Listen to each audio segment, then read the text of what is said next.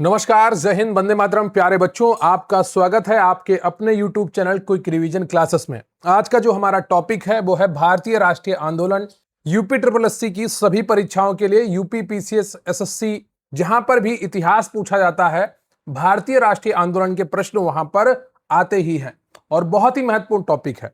Recent time में आधुनिक भारत के इतिहास में अगर सबसे ज्यादा किसी पर फोकस रहता है तो वो भारतीय राष्ट्रीय आंदोलन पर रहता है। तो ये क्लास बहुत ही महत्वपूर्ण है। धैर्य के साथ अंत तक देखिएगा, क्योंकि जो धैर्यवान होता है वही सफलता का पहला अधिकारी होता है। वीडियो को लाइक कर लीजिए, चैनल पर नए हैं चैनल को सब्सक्राइब कर लीजिए, क्योंकि प्रश्न यहीं से आएगा। पढ़ते रहेंगे आप मेरे साथ तो आपको यकीन आएगा। रही बात आज की इस सेशन की पीडीएफ की या हमारे चैनल पर उपलब्ध अन्य कंटेंट की पीडीएफ की, तो स्क्रीन पर आपको व्हाट्सएप नंबर दिख रहा होगा, जहां पर आपको सुव्यवस्थित बहुत ही बेहतरीन तरीके का कंटेंट प्रोवाइड कराया जाएगा, जिसे आप बहुत आसानी से पढ़ लेंगे और आसानी से UP triple SC PT exam 2026 में बहुत अच्छा स्कोर कर पाएंगे। हमारा टारगेट 97 परसेंटाइल का रहने वाला है, तो उसी टारगेट के साथ आपको पढ़ाई करनी है। तो आप हमारे साथ जुड़ जाइए, स्क्रीन पर दिख रहा है व्हाट्सएप नंबर पर मैसेज करिए और सुव्यवस्थित कंटेंट को प्राप्त करिए। तो चलिए बिना वक्त गवाए शुरू करते हैं आज का ये बेहतरीन सेशन। तो अभी हम जो टॉपिक करने वाले हैं वो है भारतीय राष्ट्रीय आंदोलन। बहुत ही इंपॉर्टेंट क्लास है, अंत तक देखिएगा, एक एक चीज आपकी आज की ही क्लास में तैयार हो जाएगी। तो भारतीय राष्ट्रीय आंदोलन को हम कुछ भागों में पढ़ेंगे। वो भाग कौन कौन से हैं? एक तो प्रारंभिक वर्ष है 1885 से 1905, दूसरा है स्वदेशी व सविनय अवज्ञा आंदोलन, तीसरा है क्रांतिकारी आंदोलन, चौथा है ब्रिटिश इंडिया एक्ट 1935 और पांचवा है भारत छोड़ो व आजाद हिंद फौज। तो ये आपके 5 भाग हैं जिसमें हम पूरा राष्ट्रीय आंदोलन पढ़ेंगे। शुरुआत करते हैं स्वाधीनता आंदोलन के प्रारंभिक वर्ष से।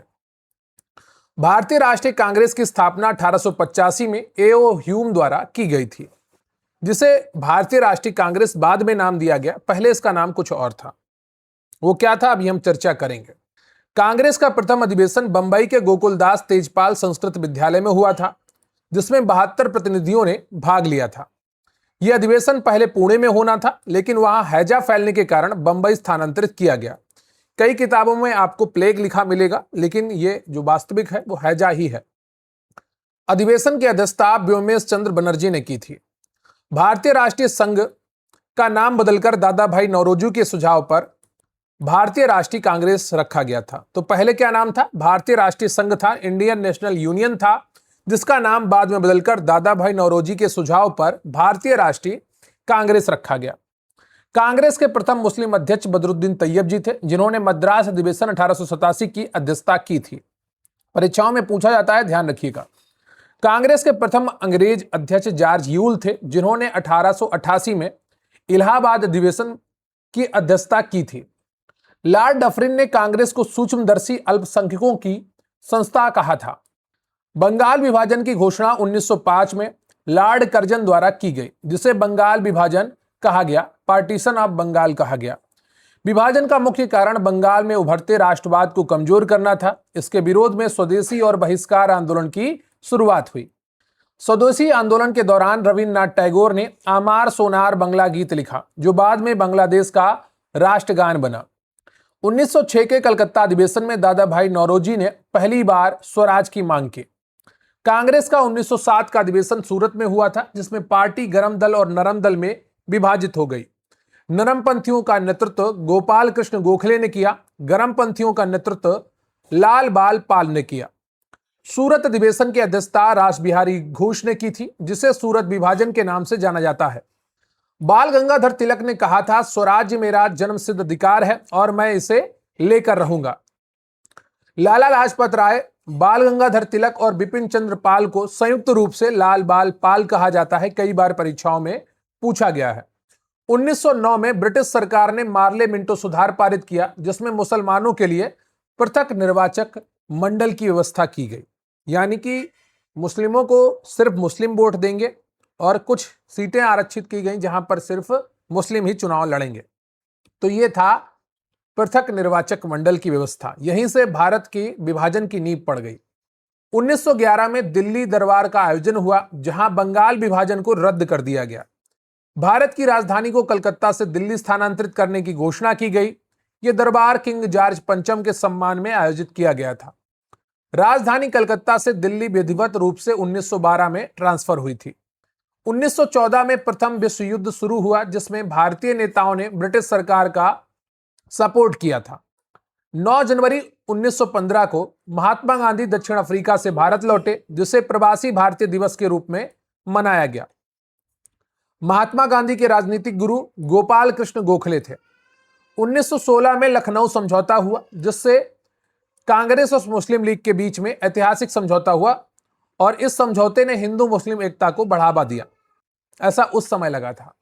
लखनऊ अधिवेशन 1916 में गरम दल और नरम दल का फिर से पुनर्मिलन हो गया। होम रूल लीग स्थापना 1916 में एनी बेसेंट और बाल गंगाधर तिलक द्वारा की गई। उत्तर भारत में बाल गंगाधर तिलक ने और दक्षिण भारत में एनी बेसेंट ने। तिलक ने अपना होम रूल लीग अप्रैल 1916 में बेलगाम में शुरू किया, जो महाराष्ट्र और कर्नाटक में केंद्रित था। तो उत्तर भारत का कहने का मतलब है, ये जो महाराष्ट्र की बेल्ट है ये आपका उत्तर भारत का हिस्सा और दक्षिण भारत के बीच में आता है, ठीक है। एनी बेसेंट ने सितंबर 1916 में मद्रास में अपना होम रूल लीग शुरू किया, जो शेष भारत में फैला, यानी कि मुख्यतः इसका फोकस दक्षिण भारत पर था। कांग्रेस की पहली महिला अध्यक्ष एनी बेसेंट थी, जिन्होंने 1917 के कलकत्ता अधिवेशन की अध्यक्षता की। महात्मा गांधी का भारत में पहला सफल सत्याग्रह 1917 में चंपारण बिहार में था। यह नील की खेती करने वाले किसानों के समर्थन में तिनकठिया प्रणाली के खिलाफ था। राजकुमार शुक्ल के निमंत्रण पर गांधी जी चंपारण गए थे। तो याद रखिएगा, यह नाम राजकुमार शुक्ल परीक्षाओं में पूछा जाता है। चंपारण सत्याग्रह के बाद रविन्द्रनाथ टैगोर ने गांधी जी को महात्मा की उपाधि दी थी। 1918 में अहमदाबाद मिल मजदूर हड़ताल में गांधी जी ने पहली बार भूख हड़ताल का प्रयोग किया था। 1918 के खेड़ा सत्याग्रह गुजरात के किसानों के लिए था, जिनकी फसल बर्बाद होने के बाद भी कर वसूले जा रहे थे। ब्रिटिश सरकार ने 1919 में रॉलेट एक्ट पारित किया, जिसे भारतीयों ने काला कानून कहा। इस कानून के तहत किसी भी संदेहास्पद व्यक्ति को बिना मुकदमा चलाए गिरफ्तार किया जा सकता था। इसे बिना अपील, बिना वकील, बिना दलील का कानून कहा गया। रॉलेट एक्ट के विरोध में 13 अप्रैल 1919 को अमृतसर में जलियांवाला बाग हत्याकांड हुआ। जलियांवाला बाग में शांतिपूर्ण सभा पर गोली चलाने का आदेश जनरल डायर ने दिया था। जलियांवाला बाग हत्याकांड के विरोध में रविन्द्रनाथ टैगोर ने अपनी नाइटहुड की उपाधि त्याग दी थी। जलियांवाला बाग हत्याकांड की जांच के लिए ब्रिटिश सरकार ने हंटर कमीशन का गठन किया। तुर्की के खलीफा के समर्थन में भारत में 1919 में खिलाफत आंदोलन शुरू हुआ, जिसका नेतृत्व अली बंधुओं ने किया था। अखिल भारतीय खिलाफत कमेटी का अध्यक्ष जो बने, वो 1919 में महात्मा गांधी को चुना गया था। तो अखिल भारतीय खिलाफत कमेटी बनी और इसका अध्यक्ष 1919 में महात्मा गांधी को चुना गया। खिलाफत आंदोलन का जो समर्थन महात्मा गांधी ने इस लालच से किया था कि अंग्रेजों के खिलाफ मुसलमानों को एकजुट करने का यह सबसे अच्छा तरीका है। मॉन्टेग्यू चेम्सफोर्ड सुधार 1919 द्वारा प्रांतों में द्वैत शासन लागू किया गया। 1920 में कांग्रेस के नागपुर अधिवेशन में असहयोग आंदोलन का प्रस्ताव पारित किया गया। यह आंदोलन सत्य और अहिंसा के सिद्धांतों पर आधारित था। 1 अगस्त 1920 को असहयोग आंदोलन शुरू हुआ और इसी दिन बाल गंगाधर तिलक का निधन हो गया। असहयोग आंदोलन गांधी जी का पहला राष्ट्रव्यापी जन आंदोलन था। जितने भी आंदोलन हुए इनको मैं अलग से एक वीडियो में कंपाइल करूंगा और बहुत अच्छा कंटेंट होगा वो। आप लोग कमेंट बॉक्स में बताइएगा क्या वो वीडियो बनाना सही रहेगा। भारतीय राष्ट्रीय कांग्रेस के महत्वपूर्ण अधिवेशनों की अगर बात करें तो 1885 में बंबई में जो पहला अधिवेशन था, व्योमेश चंद्र बनर्जी इसके अध्यक्ष थे। 72 प्रतिनिधियों ने इसमें भाग लिया था। 1886 का कलकत्ता अधिवेशन दादा भाई नौरोजी इसके अध्यक्ष थे। नेशनल कांग्रेस और नेशनल कॉन्फ्रेंस का विलय हुआ। 1887 मद्रास, बदरुद्दीन तैयब जी प्रथम मुस्लिम अध्यक्ष थे। 1888 इलाहाबाद, जॉर्ज यूल प्रथम अंग्रेज अध्यक्ष थे। 1896 कलकत्ता में रहमतुल्लाह एम सयानी इसके अध्यक्ष थे और पहली बार राष्ट्रीय गीत वंदे मातरम गाया गया। 1905 बनारस, गोपाल कृष्ण गोखले इसके अध्यक्ष थे। बंगाल विभाजन के खिलाफ आक्रोश व्यक्त किया गया। 1906 कलकत्ता अधिवेशन, दादा भाई नौरोजी फिर अध्यक्ष बने और पहली बार यहां पर स्वराज शब्द का प्रयोग किया गया। 1907 सूरत अधिवेशन, रास बिहारी घोष सूरत विभाजन, नरम दल और गरम दल में कांग्रेस टूट गई और अध्यक्षता किसने की थी? रास बिहारी घोष ने की थी। 1916 का लखनऊ अधिवेशन, अंबिका चरण मजूमदार इसके अध्यक्ष बने। नरम दल और गरम दल का पुनर्मिलन हुआ। मुस्लिम लीग के साथ लखनऊ में समझौता हुआ। 1924 बेलगाम अधिवेशन, महात्मा गांधी अध्यक्ष बने और एकमात्र अधिवेशन है ये जिसकी अध्यक्षता महात्मा गांधी ने की थी। 1929 का लाहौर अधिवेशन, अध्यक्ष बने जवाहरलाल नेहरू और यहां पर पूर्ण स्वराज की पूर्ण स्वतंत्रता का प्रस्ताव पारित किया गया। 1931 का कराची अधिवेशन, वल्लभ भाई पटेल इसके अध्यक्ष बने और मौलिक अधिकारों और राष्ट्रीय आर्थिक कार्यक्रम का प्रस्ताव पारित किया गया।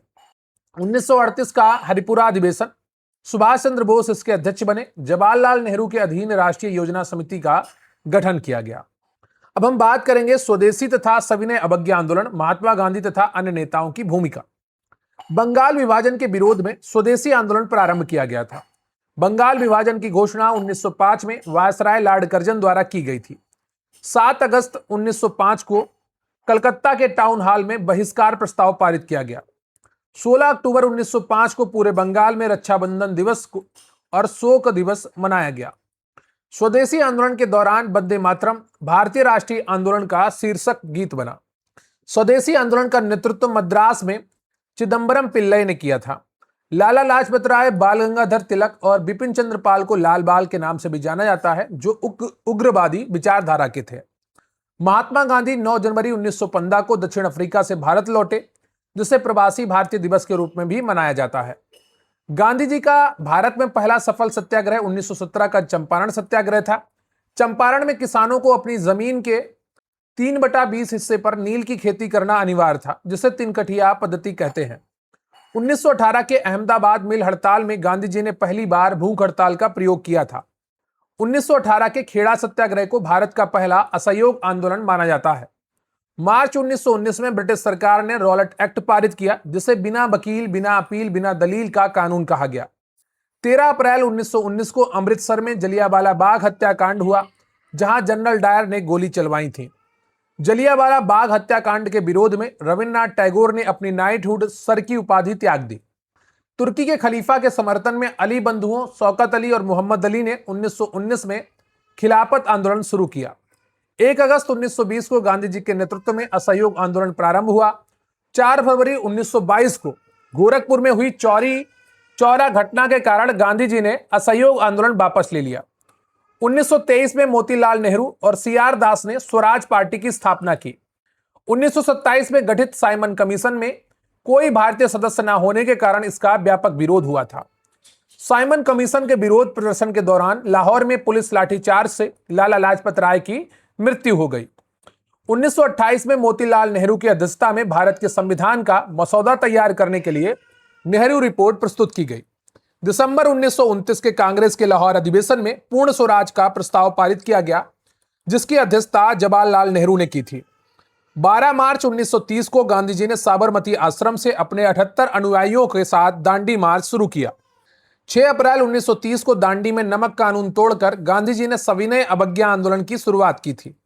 सविनय अवज्ञा आंदोलन के प्रमुख चरण थे। पहला था नमक कानून का उल्लंघन, दूसरा था विदेशी वस्त्रों की होली जलाना, तीसरा था शराब की दुकानों पर धरना और चौथा था कर ना अदायगी यानी कि नो टैक्स कैंपेन।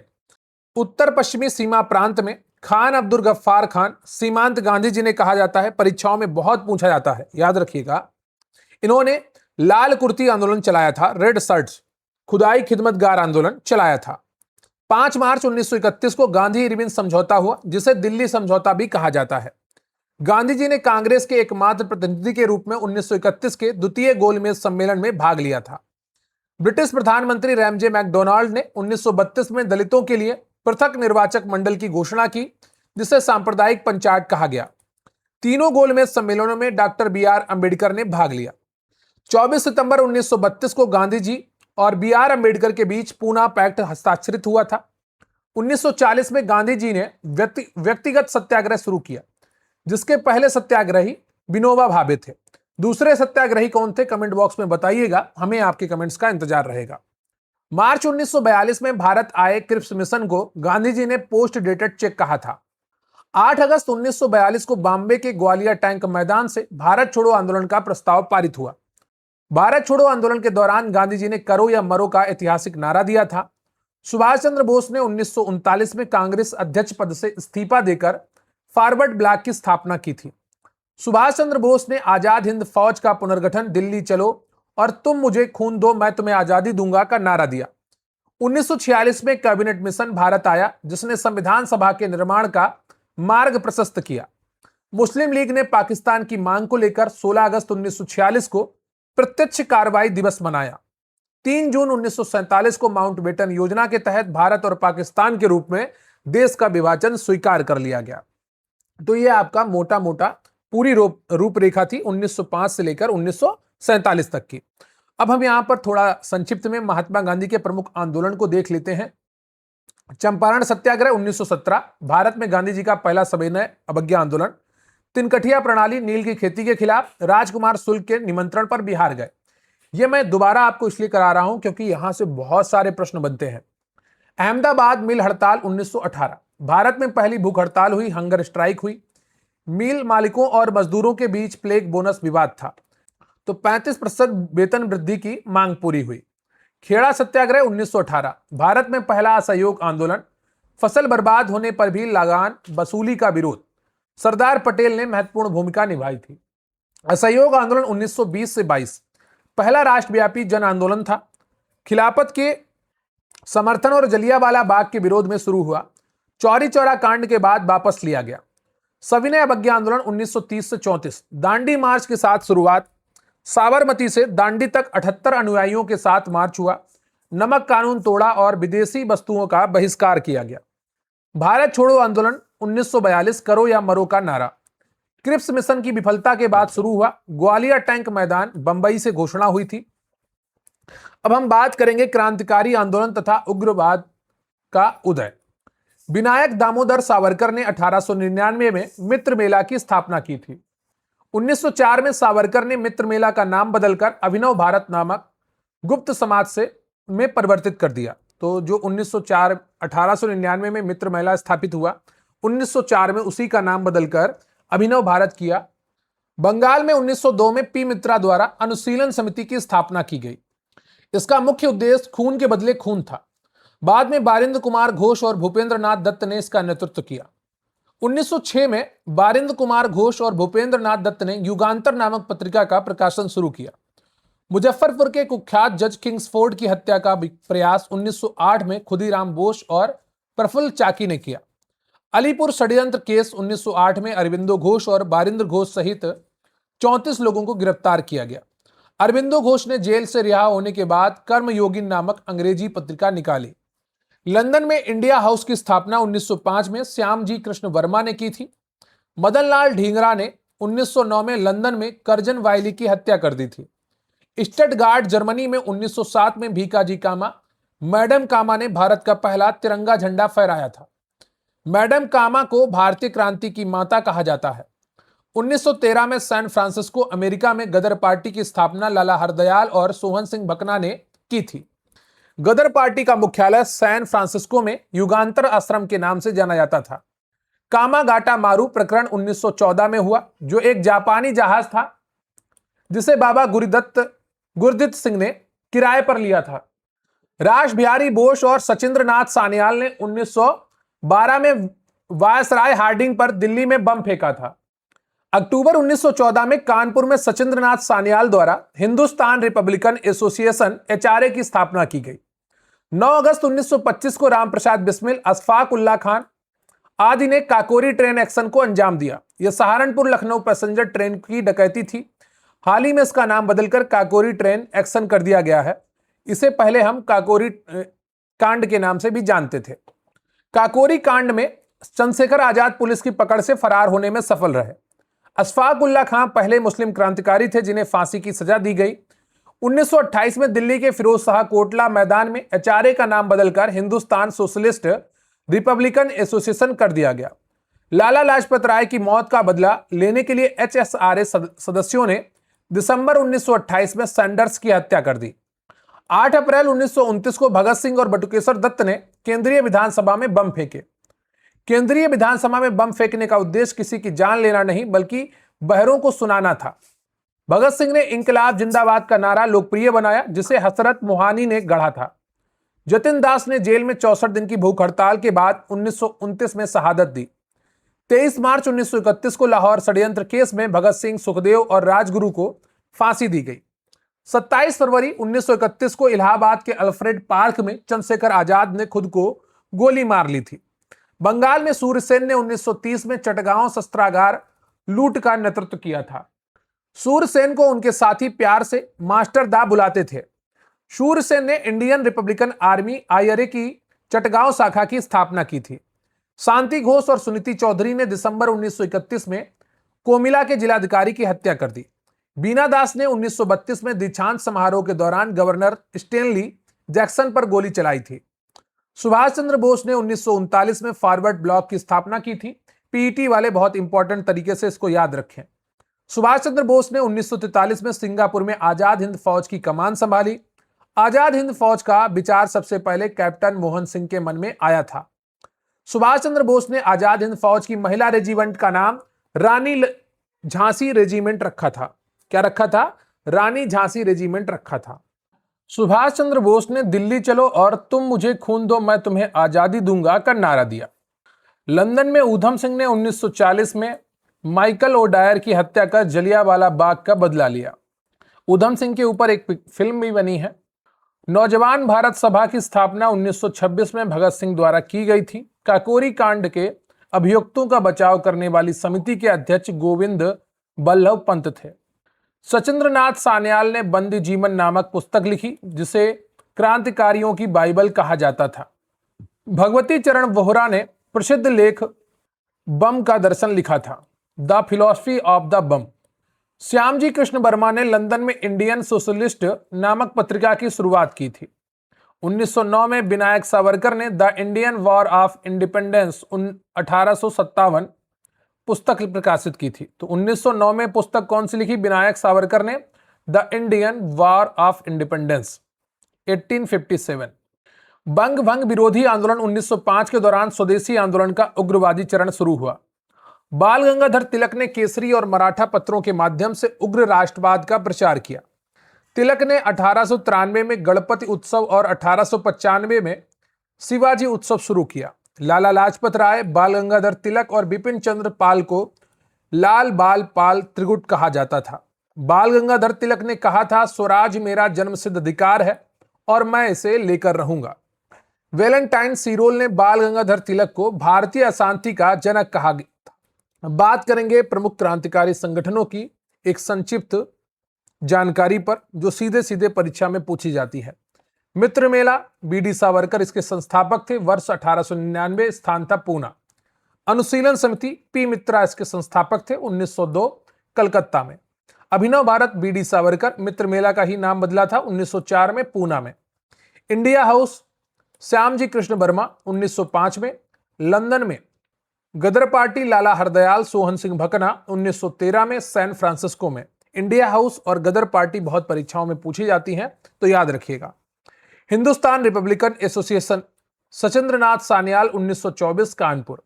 नौजवान Sabha, Bhagat Singh 1926, Lahore. Hindustan Socialist Republican Association, Chandrashekhar Azad 1928 में, दिल्ली में। अब हम बात करेंगे विधायी संशोधन तथा ब्रिटिश इंडिया एक्ट 1935 के। ब्रिटिश कालीन महत्वपूर्ण अधिनियम।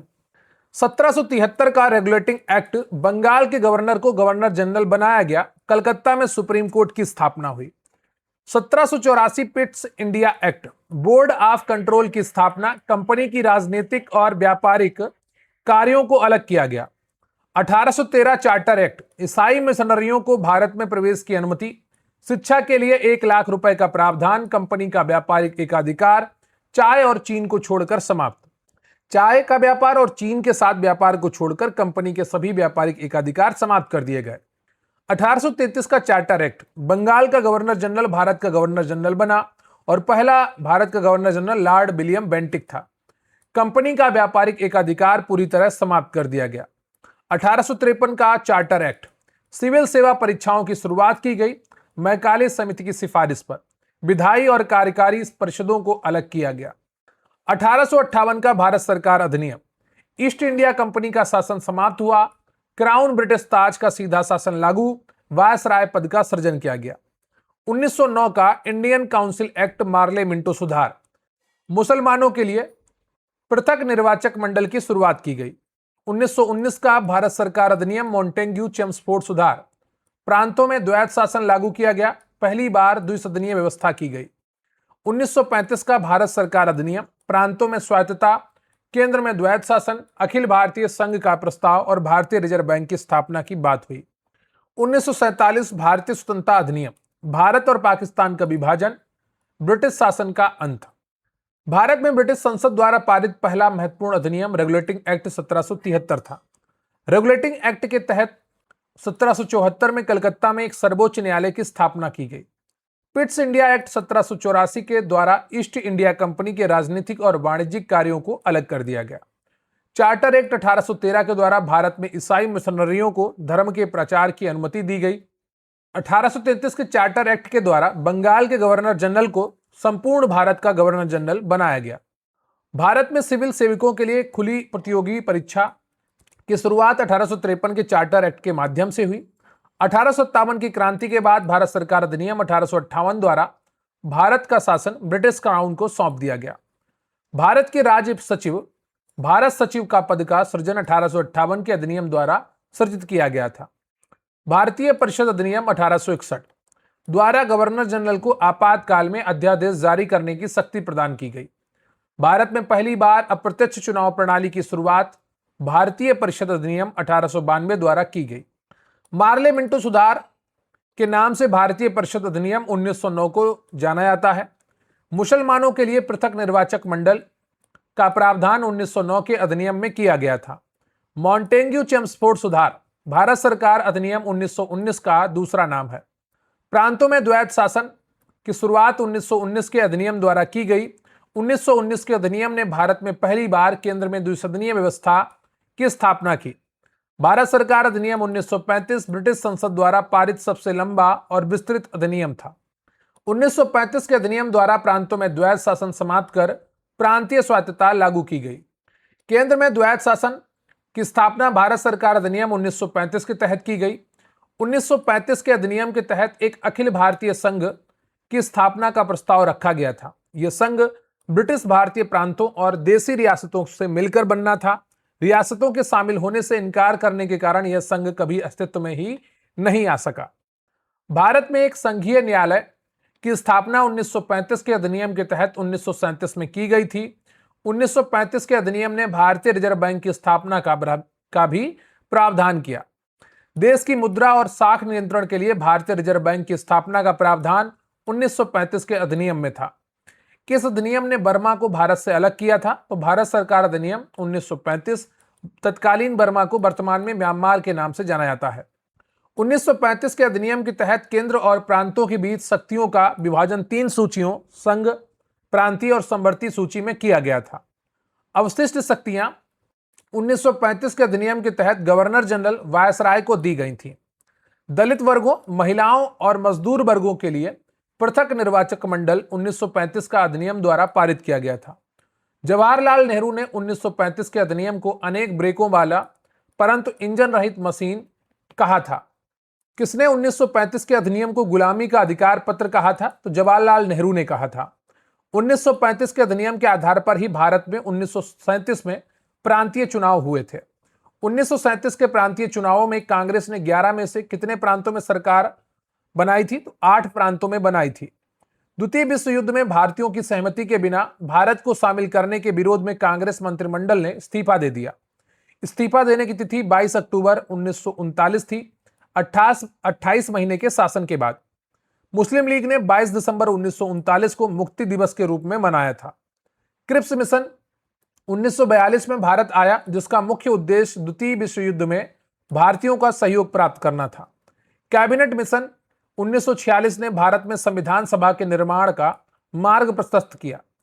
भारतीय स्वतंत्रता अधिनियम 1947 को ब्रिटिश संसद ने 4 जुलाई 1947 को पेश किया था। स्वतंत्रता अधिनियम 1947 ने भारत और पाकिस्तान नामक 2 संप्रभु स्वतंत्र डोमिनियन की स्थापना की।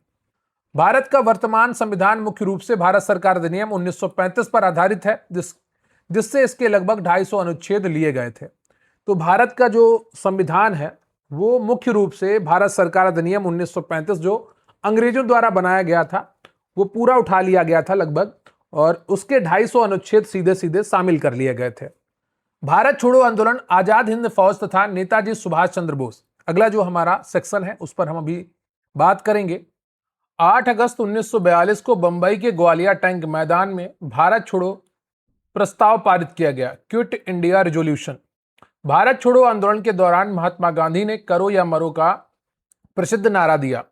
9 अगस्त 1942 की सुबह ब्रिटिश सरकार ने प्रमुख नेताओं को गिरफ्तार करने के लिए ऑपरेशन जीरो आवर चलाया था। महात्मा गांधी को गिरफ्तार करके पुणे के आगा खान पैलेस में नजरबंद कर दिया गया। भारत छोड़ो आंदोलन के दौरान भूमिगत रेडियो का संचालन उषा मेहता ने किया था। राम मनोहर लोहिया इस रेडियो पर नियमित रूप से बोलते थे। यह मुंबई के विभिन्न गुप्त स्थानों से प्रसारित होता था। बलिया उत्तर प्रदेश में चित्तू पांडे के नेतृत्व में पहली समानांतर सरकार स्थापित की गई। सतारा महाराष्ट्र की समानांतर सरकार, जिसे प्रति सरकार कहा जाता था, सबसे लंबे समय तक चली। मिदनापुर बंगाल के तामलुक में स्थापित समानांतर सरकार को जातीय सरकार के नाम से जाना गया। जयप्रकाश नारायण ने हजारीबाग जेल से भागकर आजाद दस्ता का गठन किया। तो जयप्रकाश नारायण ने हजारीबाग से जेल से भागकर आजाद दस्ता का गठन किया। भारत छोड़ो आंदोलन को अगस्त क्रांति के नाम से भी जाना जाता है। सुभाष चंद्र बोस का जन्म 23 जनवरी 1897 को उड़ीसा के कटक शहर में हुआ था। सुभाष चंद्र बोस के राजनीतिक गुरु सीआर दास थे। 1938 के हरिपुरा अधिवेशन में सुभाष चंद्र बोस पहली बार कांग्रेस अध्यक्ष चुने गए। 1939 के त्रिपुरी अधिवेशन में बोस ने महात्मा गांधी के उम्मीदवार पट्टाभी सीतारामैया को हराया था। कांग्रेस अध्यक्ष पद से इस्तीफा देने के बाद 1939 में बोस ने फॉरवर्ड ब्लॉक की स्थापना की। 1941 में सुभाष चंद्र बोस ब्रिटिश नजरबंदी से भागकर पेशावर होते हुए जर्मनी पहुंचे थे। जर्मनी में भारतीय युद्धबंदियों को लेकर बोस ने फ्री इंडिया लीजन का गठन किया। जर्मनी में भारतीय सैनिकों ने पहली बार सुभाष चंद्र बोस को नेताजी कहकर संबोधित किया था। आजाद हिंद फौज का मूल विचार सर्वप्रथम कैप्टन मोहन सिंह के मन में आया था। रास बिहारी बोस ने 1942 में टोक्यो में इंडियन इंडिपेंडेंस लीग की स्थापना की। 1943 में सिंगापुर में सुभाष चंद्र बोस ने आजाद हिंद फौज का सुप्रीम कमांडर का पदभार ग्रहण किया। तो 1943 में सिंगापुर में सुभाष चंद्र बोस ने क्या किया? आजाद हिंद फौज का सुप्रीम कमांडर का पदभार ग्रहण किया। 21 अक्टूबर 1943 को बोस ने सिंगापुर में अस्थायी सरकार की स्थापना की। अस्थायी सरकार को मान्यता देने वाला पहला देश जापान था, जिसके बाद जर्मनी और इटली ने भी मान्यता दी। आजाद हिंद फौज में महिलाओं के लिए रानी झांसी रेजिमेंट बनाई गई, जिसका नेतृत्व कैप्टन लक्ष्मी सहगल ने किया। जापान ने अंडमान और निकोबार द्वीप समूह बोस को सौंप दिए, जिनका नाम क्रमशः शहीद और स्वराज रखा गया। अब हम बात करेंगे आजाद हिंद फौज की ब्रिगेड की। तो इसमें सुभाष ब्रिगेड थी, ये आईएनए की प्रमुख पैदल सेना इकाई थी। गांधी ब्रिगेड थी, स्वतंत्रता सेनानियों के नाम पर रखी गई। नेहरू ब्रिगेड जवाहरलाल नेहरू के नाम पर, आजाद ब्रिगेड चंद्रशेखर आजाद के नाम पर रखी गई। सुभाष चंद्र बोस ने सिंगापुर से रेडियो प्रसारण में गांधी जी को पहली बार राष्ट्रपिता कहा था। यह परीक्षाओं में पूछा जाता है। तो सुभाष चंद्र बोस ने सिंगापुर से रेडियो प्रसारण में गांधी जी को पहली बार राष्ट्रपिता कहा, father of the nation. Bose ने प्रसिद्ध नारा दिया, तुम मुझे खून दो मैं तुम्हें आजादी दूंगा। आजाद हिंद फौज का मार्चिंग गीत कदम कदम बढ़ाया जा था, जिसे राम सिंह ठाकुर ने संगीतबद्ध किया था। आईएनए सैनिकों पर 1945 में दिल्ली के लाल किले में लाल किला मुकदमा चलाया गया।